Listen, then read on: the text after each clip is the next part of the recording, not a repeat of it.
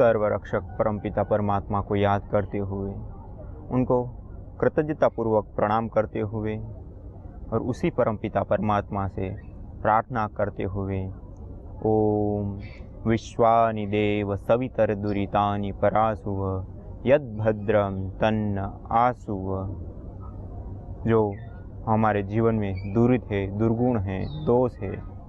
उनको हमारे जीवन से दूर कीजिए। यद्भद्रम तन्न आसुव। और जो भद्र हैं, जो कल्याणकारी हैं, जो शुभ हैं, जो हमारे हितकारी हैं, निश्रेयस, मोक्ष, अपर को दिलाने वाली चीज़ें हैं, उससे हमें नित्य युक्त कीजिए। इसी प्रार्थना के साथ हम पूर्व में इसी मंत्र के अर्थ को देखा था, जब हम यज्ञ के जो मंत्र हैं, ईश्वर स्तुति, प्रार्थना, उपासना के मंत्र, उसके बारे में हम चर्चा कर रहे थे और उसमें हमने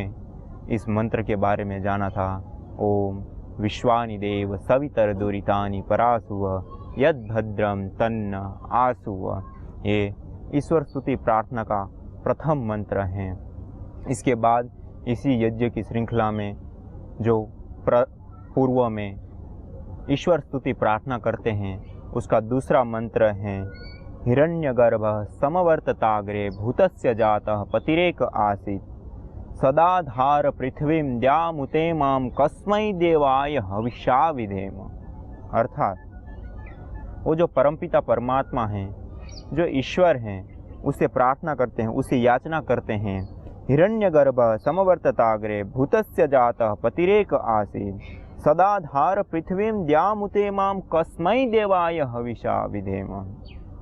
वह परमेश्वर स्वयं जो प्रकाश स्वरूप हैं और जो प्रकाश देने वाले जो चीज़ हैं, जैसे सूर्य, चंद्र, तारे, उनको भी प्रकाश देने वाला जो हैं, उस परमेश्वर को हम सब जगत के उत्पादक होने से पूर्व विद्यमान था और जगत का एकमात्र स्वामी था। अर्थात जो सारा चराचर हम जगत देख रहे हैं, स्थावर जंगम, सारा जो जगत है जो हमको दृष्टिगोचर हो रहा है, उस सारे जगत के उत्पादन से पहले भी वो था और उसके उत्पादन के बाद भी हैं और वो कण कण में व्यापक हैं।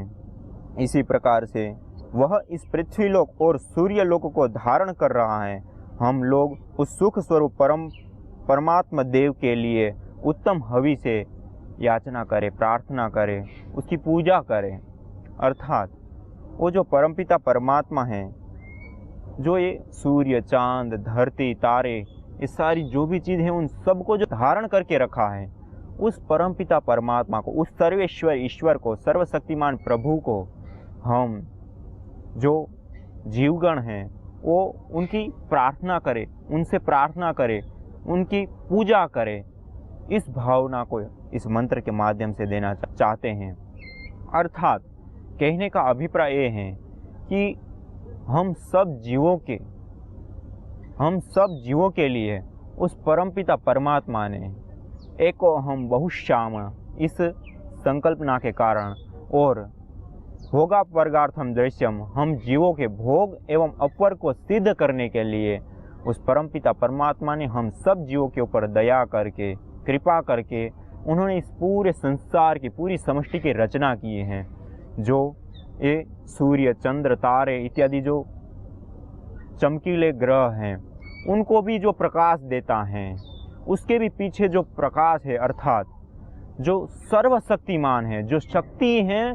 जो शक्तियाँ हमको दृष्टिगोचर होती, उन शक्तियों के भी जो प्रकाशक है, अर्थात उन शक्तियों को भी जो प्रकाश करने वाला है, उसमें भी जो ऊर्जा भरने वाला है, जिस निमित्त से वो शक्ति उद्भूत होती हैं, जिसके निमित्त से ये शक्तियाँ कार्य करती हैं, ये शक्तियाँ उद्भूत होती हैं, उस सर्वशक्तिमान प्रभु की हम सब लोग पूजा करें, उनका आदर करें, उनको याद करें, उससे प्रीति करें, उनकी स्तुति करें, ऐसा भाव देने जा रहे हैं। इसलिए वो जो परमेश्वर है, सर्वेश्वर है, उन्होंने तो हमको सब कुछ दिया ही है। ये धरती, आकाश, वायु, जल, फल फूल, वनस्पति, औषधियाँ और समय के अनुसार जो ऋतु चक्र हैं, अर्थात चारों ओर से हम धरती पर देखें तो सारी चीज़ देख करके हम लोगों के भोग और अपवर्ग दोनों को सिद्ध करता है। हमारा विवेक कैसा है, हमारा ज्ञान कैसा है, उसके आधार पर उस परमपिता परमात्मा ने ये जो सृष्टि बनाई है उसके माध्यम से हम भोग भी भोगते हैं, अर्थात ये जो सारी सुख सुविधाएं हैं उसका भोग करते हैं, और अपवर्ग जो निसरे थे उसकी ओर भी हम आगे बढ़ते हैं। अर्थात हमारा विवेक क्या है, हमारा ज्ञान क्या है, उसी के आधार पर हम इस समष्टि में रहते हुए, इस संसार में रहते हुए, इस परमपिता परमात्मा का जो सारा ऐश्वर्य है उसका भोग भी करते हैं, और जब हम अपवर्ग चाहे तब वो अपवर्ग भी देता है। तो ऐसा जो दयावान है वो परमात्मा, उस परमपिता परमात्मा की हम पूजा करें। परमपिता परमात्मा को हमारे पास जो भी हैं उसको उनके प्रति समर्पित करें, उसके प्रति भावनाएं समर्पित करें, और उसके लिए हम यज्ञ करें, हवन करें। जो हमारे पास हविष्य पदार्थ हैं उस हविष्य पदार्थों के माध्यम से उसकी पूजा करें। अर्थात जैसे आपको पहले भी मैंने बताया कि जो यज्ञ करते हैं, हम हवन करते हैं, जिसको हम अग्निहोत्र कहते हैं, वो अग्निहोत्र में जो अग्नि जलाई जाती है उस अग्नि में हम जो भी पदार्थ डालते हैं, जो पौष्टिक पदार्थ हैं या फिर रोग निवारक है या सुगंधित द्रव्य हैं, वो चीज़ जो भी हम उस यज्ञ में डालते हैं वो सारे भूमंडल में फैल करके, वायुमंडल में फैल करके इस सारे संसार में फैल जाता है और उस परमपिता परमात्मा तक पहुंचता है। इसलिए ये जो कर्म है उसको हमको, जो कर्म करते हैं उसको उस प्रकार से करें, उस भावना से युक्त होकर के करें कि हम उस परमपिता परमात्मा की पूजा कर रहे हैं। अर्थात हम जो कर्म कर रहे हैं वो वस्तु उपलब्धि के लिए ना करें, हम जो कर्म कर रहे हैं वो केवल भोग के लिए ना करें, अर्थात योग के लिए करें। अर्थात हम उस परमपिता परमात्मा को समर्पित भाव से कर्म करें, उस परमपिता परमात्मा से युक्त होकर के इन कर्मों को करें। अर्थात जैसे सामान्य रूप से हम देखें तो उस परमपिता परमात्मा ने ही तो हमको सब कुछ दिया है, तो हम उनको क्या दे सकते हैं? तो ऐसा तो कुछ है नहीं हम दे सके, लेकिन ये है कि हमारा जो भाव है वो भाव उनके प्रति सद्भाव हो, प्रेम का भाव हो, स्नेह का भाव हो, उनके साथ एक लगाव का भाव हो। तो उससे क्या होता है, वो जो परमपिता परमात्मा के दिव्य गुण हैं, प्रेम, करुणा, वात्सल्य, स्नेह इत्यादि, आनंद इत्यादि जो गुण हैं वो हमारे भीतर भी प्रविष्ट होते हैं, हमारे भीतर भी उद्बुद्ध होते हैं वो गुण। इसलिए उस परमपिता परमात्मा की पूजा करनी चाहिए, उस परमपिता परमात्मा से प्रेम करना चाहिए, क्योंकि उस परमपिता परमात्मा ने ही हमको ये सब कुछ दिया है, और उस परमपिता परमात्मा की इच्छा के कारण, उस परमपिता परमात्मा की कृपा के कारण ही आज हम इन सारे संसार का उपभोग भी कर सकते हैं, और जब चाहे तब अपवर्ग की ओर भी हम मुड़ सकते हैं। अर्थात हमारा भोग और अपवर्ग दोनों चीज़ों को सिद्ध करने वाला है ये संसार, और उस संसार को बनाने वाला वो परमेश्वर है, वो ईश्वर है जो सर्वशक्तिमान है, न्यायकारी है, अजर है, अमर है, सर्वव्यापक है, सर्वनियंता है, सर्वाधार है, वो निराकार है वो प्रभु। उसको हम अपने भीतर महसूस करें, उसके प्रति प्रेम अदा करें, और हम जो भी कर्म करें वो कर्म उस परमपिता परमात्मा को समर्पित भाव से करें। जब इस तरह से समर्पित भाव से करेंगे तो हम जीव लोग अपर की ओर, मोक्ष की ओर आगे बढ़ेंगे। हमारे जो कर्म होता है उसमें आसक्ति नहीं बनेगी। जब आसक्ति नहीं बनेगी तो हम जो भी कर्म करेंगे वो कर्म उस परमपिता परमात्मा की पूजा बन जाएगा। और दूसरा जो यज्ञीय भाव से कर्म करने की बात की जाती है, यज्ञ के जो ईश्वर स्तुति प्रार्थना मंत्र हैं, तो हम जब यज्ञीय भाव से युक्त होकर के, अर्थात त्याग भाव से युक्त होकर के हम कर्म करते हैं, तब भी वो परमपिता परमात्मा की पूजा होती है, तब भी वो परमपिता परमात्मा हमारे कर्मों से खुश होता है, प्रसन्न होता है। क्योंकि जैसे हम सामान्य रूप से देखें उदाहरण से, तो समाज में कोई व्यक्ति मान लो गरीब है, कोई परिवार बिल्कुल गरीब हैं, जिनको खाने पीने के लिए भी घर में बहुत ही कम है, पहनने के लिए कपड़ा नहीं है, ऐसी जो स्थिति होती है, ऐसे परिवार के कोई बच्चे को हम कपड़े दे दे, उनको भोजन की व्यवस्था कर दे, उनके लिए कोई पढ़ने इत्यादि की व्यवस्था कर दे, और उनको जो आवश्यकता है उसको देते हैं। बेशक वो जो बच्चा है उनके साथ हमारा संबंध है, उस बच्चे को हम सारी चीज़ दे रहे, उनके जो माता पिता हैं उनके माता पिता तक हम नहीं पहुँचे हैं, ना हम कभी उनसे मिले हैं, ना हमने कभी उनके साथ बातचीत की है। केवल हम उस बच्चे के साथ संबंध रख करके उन बच्चे को सब सुविधाएं देते हैं। तो क्या होता है वहाँ पे, देखिए वो जो बच्चा है वो तो खुश रहता ही रहता है, वो जो बच्चा है उसकी तो उन्नति होती ही होती है, लेकिन उसके साथ साथ उनकी जो माता होती हैं, उनके जो पिता होते हैं, उनके भी हृदय से दुआएं उठती हैं जिन्होंने दिया होता है उस बच्चे को उसके प्रति। बेशक वो उससे मिले नहीं हैं, बेशक उनका उनके साथ और कोई संबंध नहीं है, तब भी क्या होता है, तब भी वो जो माता पिता हैं वो उनको दुआ देते हैं, उनके प्रति सद्भाव रखते हैं, प्रेम का भाव रखते हैं, और उनके लिए जब भी सहयोग की आवश्यकता होती है कोई दूसरे प्रकार के, तो उसके लिए भी वो हाजिर और सहयोगी बनते हैं, माने एक अच्छा संबंध बनता है। तो इसी प्रकार से ये जो संसार में जो भी जीवगण हैं, वो सारे के सारे जो जीव है वो उस परमपिता परमात्मा के ही तो पुत्र हैं हम सब लोग। और हम जब दूसरों का सहयोग करते हैं, कोई भी जीव है, उस कोई भी जीव का हम सहयोग करते हैं, उनके लिए हम उपयोगी बनते हैं, किसी का हम दुख दूर करते हैं, किसी की आवश्यकता में हम उनकी आवश्यकता पूर्ति करते हैं, तो क्या होता है, वहाँ पे उस व्यक्ति विशेष को तो सुख होता ही होता है, उस जीव विशेष को तो आवश्यकता की पूर्ति, सुख इत्यादि मिलता ही है, वो तो दुआ देता ही देता है। लेकिन उसके साथ साथ वो जो परम पिता परमात्मा है, जो सर्वेश्वर है, सर्वशक्तिमान प्रभु है, वो भी हमारे से आनंदित होता है, खुश होता है, प्रसन्न होता है हमारे पे। इसी प्रकार से इसलिए हमको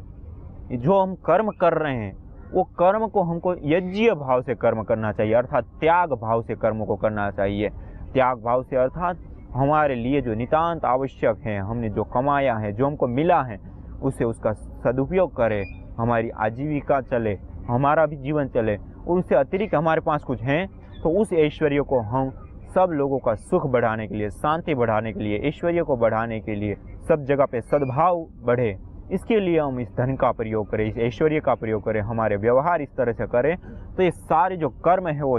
यज्ञीय भाव से कर्म हो जाएंगे। और जो हम यज्ञीय भाव से कर्म करेंगे तो हमारा चित्त भी शुद्ध होगा, सामने वाले जो व्यक्ति हैं, जीव हैं, वो भी खुश रहेंगे, प्रसन्न रहेंगे, आनंदित रहेंगे, और उसके साथ साथ हमारे पे वो परमपिता परमात्मा भी कृपा करेगा, वो परमपिता परमात्मा भी खुश होएगा, उसके साथ भी हमारा प्रेम बढ़ेगा। तो इसलिए ये जो मंत्र है उसे संदेश देना चाहते हैं। आइए अब दूसरे मंत्र को देखते हैं। दूसरे मंत्र में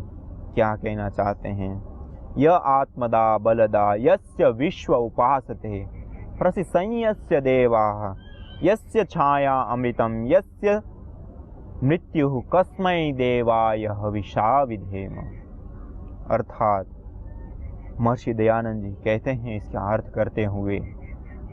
जो आत्मा का, आत्मज्ञान का तथा बल का दाता है, अर्थात हमारे भीतर जो आत्म तत्व है, चैतन्य तत्व है, उस आत्म तत्व का, उस चैतन्य तत्व का भी जो ज्ञान प्रदान करने वाला है, और जो हमारे पास बल है, शक्ति है, उस बल का भी जो दाता है, उस बल को भी जो देने हारा है। अर्थात हमारे शरीर में जो बल आता है वो बल कहाँ से आता है, हमारे कानों में जो सुनने की शक्ति है, हमारी आँखों में जो देखने की शक्ति है, हमारी नासिका में जो सूंघने की शक्ति है, हमारी चमड़ी में जो स्पर्श करते हैं तो महसूस करने की जो शक्ति है, इस प्रकार की ये सारी जो शक्ति हैं, वो शक्ति कहाँ से आती हैं, किसके कारण से हम ये सब महसूस कर पा रहे हैं, वो शक्ति जहाँ से आती हैं उस परमपिता परमात्मा को कहना चाह रहे हैं। जो हमारे शरीर में बल है, शक्ति है, वो शक्ति कहाँ से आती हैं। इसलिए यहाँ पे क्या, यह आत्मदा बलदा यस्य विश्व उपासते, जो सारे प्रकार के बलों को हमको देने वाला है, और जिसका सारा विश्व पुकारता है, सारा विश्व जिसको मानता है, जिसको सारा विश्व पूजता है, जिसकी ओर सारे विश्व की दृष्टि है, वो परमपिता परमात्मा जिसकी उपासना करते हैं सब लोग, जो सर्वशक्तिमान है, न्यायकारी है, जिसको हम लोग कोई भी अलग अलग नाम से पुकारे, कोई ओम कहता है, कोई ईश्वर कहता है, कोई अल्लाह, कोई गॉड, कोई दूसरा तीसरा नाम देता है, जो भी अलग अलग नाम से हम पुकारते हैं, लेकिन इस सारे संसार में जो प्रकट रूप दिखता है, इसके पीछे जो एक रीत नियम के रूप में एक हमको एक शक्ति दिखाई देती है। वो शक्ति क्या है, जो एक अदृश्य शक्ति कार्य कर रही हैं, उसी शक्ति को ईश्वर कहते हैं। तस्य वाचक प्रणवः, और उसी ईश्वर का श्रेष्ठ नाम कोई है तो है प्रणव। प्रणव माने उद्गीर, ओंकार। इसलिए वो जो परमपिता परमात्मा है वो हमको बल देने वाला है, और जिसकी सारा विश्व उपासना करता है, जो आत्म ज्ञान का देने वाला है और सब प्रकार के बल को देने वाला है, उस परम पिता परमेश्वर को, और जिसकी उपासना संपूर्ण विश्व करता है उस परम पिता परमात्मा को, एवं जिसकी आज्ञा में सब विद्वान लोग और जो दिव्य शक्तियाँ चलती है, अर्थात जो परमपिता परमात्मा है उसकी आज्ञा में, अर्थात जो ज्ञानी लोग हैं, जो ऋषि लोग हैं, जो तत्ववेता लोग हैं, वो उस परमपिता परमात्मा का जो विधान है, उस परमपिता परमात्मा की जो रीति नीति है, जो उसके एक नियम है, उस नियमों को मानते हैं, पालते हैं, उस नियमों के अनुसार चलते हैं। अर्थात हम जो नियमों को देख पा रहे हैं इस संसार में अलग अलग प्रकार का, जैसे हम सामान्य रूप से देखें तो एक कर्मफल व्यवस्था को हम ले सकते हैं कि हम जैसा कर्म करते हैं वैसा ही फल पाते हैं, जैसा करो वैसा भरो, ऐसा हम सामान्य रूप से संसार में सुनते हैं। इसके पीछे एक बहुत बड़ा विज्ञान है, इससे पीछे बहुत बड़ा एक दृष्टिकोण है। तो ये जो दृष्टिकोण है, जो कर्मफल व्यवस्था है, जैसा करते हैं वैसा ही भरते हैं, तो उसके पीछे जो नियम काम करता है वो नियम किसने बनाया है, वो किसका नियम काम कर रहा है, उसी ईश्वर का, उसी परमेश्वर का। और इसी प्रकार से जो इस समष्टि में भी स्थूल जो हमको नियम दिखाई दे रहे हैं, जैसे हम ऑक्सीजन की मात्रा लेते, कार्बन डाइऑक्साइड छोड़ते हैं, ये जो पेड़ पौधे फल फूल औषधियाँ होती हैं, वो वनस्पतियाँ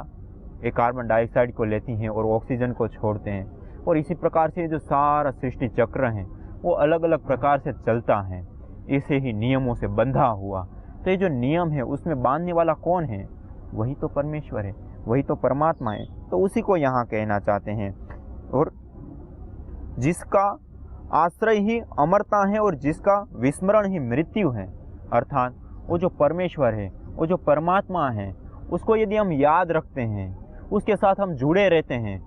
उसकी हम हमेशा उपासना में रहते हैं, तो हमारे लिए वो एक शक्ति बन के हमारे भीतर उभरता है। अर्थात वो सर्वशक्तिमान है, तो उसकी जो सर्वशक्तिमान की जो गुणवत्ता है, उसके जो गुण हैं, जो भागवत गुण है, जो दिव्य गुण है, वो हमारे भीतर भी प्रतिष्ठित होते हैं। जिसे हम सामान्य रूप से डरते रहते हैं, जब हम ईश्वर से युक्त रहते हैं, ईश्वरीय भाव से युक्त रहते हैं, जब उनके साथ जुड़े रहते हैं, तो हम डरते नहीं हैं। इसी प्रकार वो परमपिता परमात्मा निर्विकार है, उसके भीतर कोई किसी भी प्रकार का विकार नहीं आता, दोष नहीं आता। तो इसी प्रकार से हम भी उस परमपिता परमात्मा की उपासना करें, तो हमारे भीतर भी वो गुण है वो प्रस्फुटित हो गए, हमारे भीतर भी गुण जो है वो हमारे भीतर भी आने लगते हैं और हम भी निर्दोष बन जाते हैं। हमारे भी जो विकार है, जैसे भी हमको समाज में, संसार में अलग अलग प्रकार के, विभिन्न प्रकार के जैसे भी सामने विषय आते हैं, उससे युक्त हमारा मन हो जाता है और इतना दूषित हमारा मन हो जाता है कि उसकी बात ही मत पूछो। जैसे जैसा विषय आया उसी विषय में बह जाता है, मन में चंचलताएं उभरने लग जाती हैं और हमारा जो आध्यात्मिक पद है उसको छोड़ करके हम भौतिकवादिता में प्रवेश कर जाते हैं और हम अपने पूरे जीवन को ही नष्ट कर देते हैं, व्यर्थ कर देते हैं। तो उससे कैसे बचा जाए, तो उसको यहाँ बताना चाह रहे हैं कि उस परमपिता परमात्मा के शरण में रहते हैं तो हमारा जो जीवन है वो हमारा जीवन सुरक्षित हो जाता है, हमारा जीवन है वो उन्नति की ओर आगे बढ़ता है। इसलिए यहाँ का है यस्य छाया अमृतम यस्य मृत्यु कस्मै देवाय हविषा विधेम। और उसी से हटते हैं तो ये सारी जो दुर्दशा है हमारी, दोषों से युक्त होने की, दुर्गुणों से युक्त होने की, वो श्रृंखला हमारी चालू होती है और हमारे जीवन की अवनति होने लगती है, हमारे जीवन में दोष आने लगते हैं और हमारा जो जीवन है इतना कीमती है वो भी व्यर्थ चला जाता है। इसलिए यहाँ पे इस मंत्र में कहा गया कि उस परमपिता परमात्मा की जो उपासना करता है वो निडर बन करके रहता है, वो अभय बन करके रहता है, वो दोषों से मुक्त होकर के रहता है। उनके जीवन में दिव्यताएं आती है, सुख आता है, शांति आती है, समृद्धि आती है और इतना धीरे धीरे उन्नत होते होते अपने जीवन से मुक्त हो जाता है इन सारे दोष दुर्गुण वासनाओं से और उस परमपिता परमात्मा के साथ युक्त हो जाता है। और जब उस परमपिता परमात्मा के साथ हम युक्त हो जाते हैं तो परमपिता परमात्मा के जो दिव्य गुण है, भागवत गुण है, जो आनंद स्वरूप वो परमपिता परमात्मा है, उस आनंद को हम भी महसूस करेंगे, उस आनंद के साथ हम भी युक्त रहेंगे और हम भी अपने जीवन का कल्याण कर पाएंगे, निःश्रेयस अपवर्ग मोक्ष जिसको कहते हैं उसको प्राप्त कर पाएंगे। इसलिए इन मंत्रों के माध्यम से उस संदेश को देना चाहते हैं, वेद मंत्रों के माध्यम से। और ये जो मंत्र होते हैं, मननात् त्रायते इति मंत्र, जो मनन करने योग्य है, जो चिंतन करने योग्य है, जिनका चिंतन मनन करने से हमारे जीवन की रक्षा होती है, हमारा जीवन उन्नत बनता है, ऐसे ये मंत्र होते हैं, ये दिव्य मंत्र होते हैं, भागवत मंत्र होते हैं। और इन मंत्रों में जो आदेश दिया, ये जो दृष्टि हमको दिया, उस दृष्टि के अनुसार हम जीते हैं, अपने जीवन को उन्नत बनाते हैं, तो वास्तव में हम अपने जीवन में एक ऐसी उन्नति को प्राप्त करते हैं कि हमारा जो जन्मों जन्मों का जो बंधन है, जो दुखों, कष्ट, बाधाएं, पीड़ाएं आती हैं, उन सब से हम छूट जाते हैं और उस परम आनंद को प्राप्त करते हैं, परम सुख को, परम धाम को हम प्राप्त करते हैं। यही संदेश इन मंत्रों के माध्यम से दे रहे हैं। तो आज इतना ही। इसी के साथ ओम शांति शांति शांति।